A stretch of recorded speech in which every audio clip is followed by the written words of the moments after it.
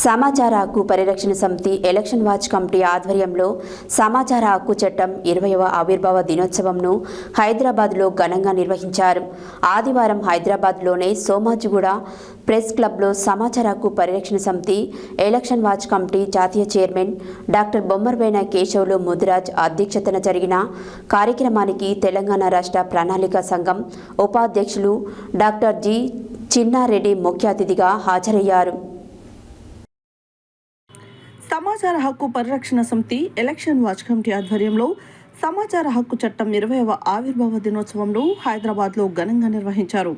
ఆదివారం హైదరాబాద్లోని సోమాజిగూడ ప్రెస్ క్లబ్లో సమాచార హక్కు పరిరక్షణ సమితి ఎలక్షన్ వాచ్ కమిటీ జాతీయ చైర్మన్ డాక్టర్ బొమ్మరబోయిన కేశవులు ముదిరాజ్ అధ్యక్షతన జరిగిన కార్యక్రమానికి తెలంగాణ రాష్ట్ర ప్రణాళిక సంఘం ఉపాధ్యక్షులు డాక్టర్ జి చిన్నారెడ్డి ముఖ్య అతిథిగా హాజరయ్యారు.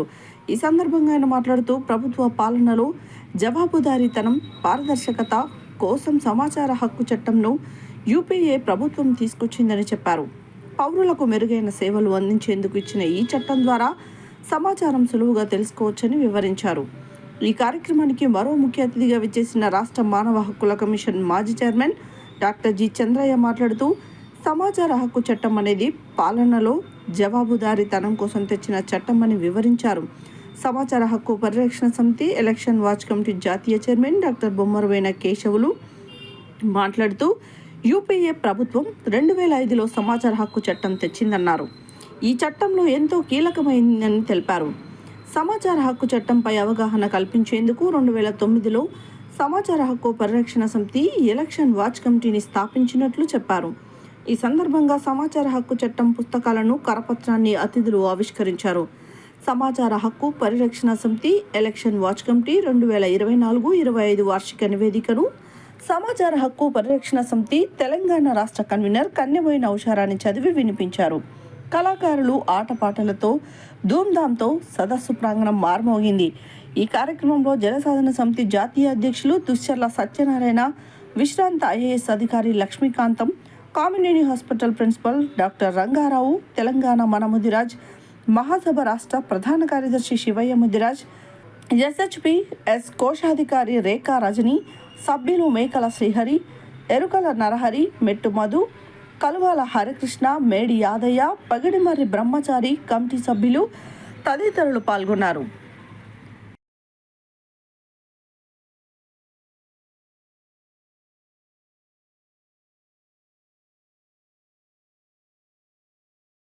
పనిచేస్తూ ఉంది కాబట్టి సమాచార హక్కు చట్టం అంటే ఒక సామాన్య చట్టం. సమాచార హక్కు చట్టం అనేది ఒక వజ్రాయంగా పనిచేస్తుందని చెప్పేసి సార్ చాలా చక్కగా వివరించారు.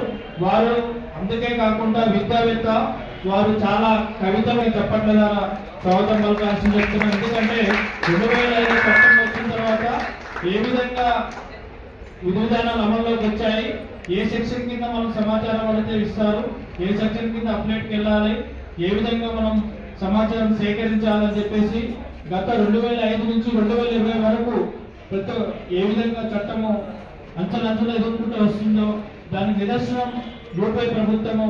కాబట్టి యూపీఏ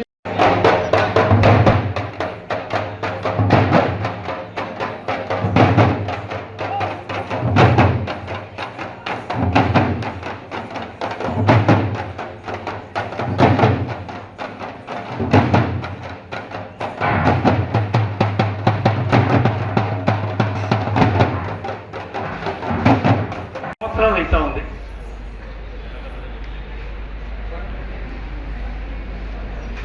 అక్టోబర్ 12, 2005లో ఆనాడుండే యూపీఏ ప్రభుత్వం జూన్ 15, 2005 నాడు పార్లమెంట్లో చట్టం చేసి 12 అక్టోబర్ 2005 నుంచి పూర్తిగా అమలు చేయడం జరుగుతూ ఉంది. అంటే దాదాపుగా 20 సంవత్సరాల నుంచి సమాచార హక్కు చట్టం అమల్లో ఉంది. అలాంటి ఈ సమాచార హక్కు చట్టం గురించి ముఖ్యంగా యువతకు తెలియజేయాలని ఈరోజు సభకు అధ్యక్షత వహిస్తున్నటువంటి డాక్టర్ బొమ్మరబోయిన కేశవులు గారు నల్గొండ జిల్లా వాసి, ఎన్నో ఉద్యమాల సృష్టికర్త, అనేక సామాజిక కార్యక్రమాలు నిర్వహించి ప్రజలను చైతన్యపరిచి ఇవాళ సమాచార హక్కు ద్వారా ప్రజలను చైతన్యపరచడానికి ఈ సమావేశాన్ని ఇక్కడ ఏర్పాటు చేయడం జరిగిందనేటువంటి మాట కూడా మీతో నేను మనం చేస్తున్నాను. అదేవిధంగా వారు election watch committee, anti corruption society ఇవన్నీ కూడా 2009లోనే ఎస్టాబ్లిష్ చేశారు వారు. అలాంటి వారికి హృదయపూర్వకంగా నేను అభినందనలు తెలియజేస్తూ ఈ కార్యక్రమంలో పాల్గొంటున్నటువంటి పెద్దలు జస్టిస్ చంద్రయ్య గారు చాలా గొప్పవారు. చాలా కాలంగా జడ్జిగా కానీ, హ్యూమన్ రైట్స్ కమిషన్ చైర్మన్గా కానీ కొన్ని విప్లవాత్మకమైనటువంటి తీర్పులు వారు వెలువరించడం జరిగిందనేటువంటి మాట కూడా మీతో పనిచేస్తున్నాను.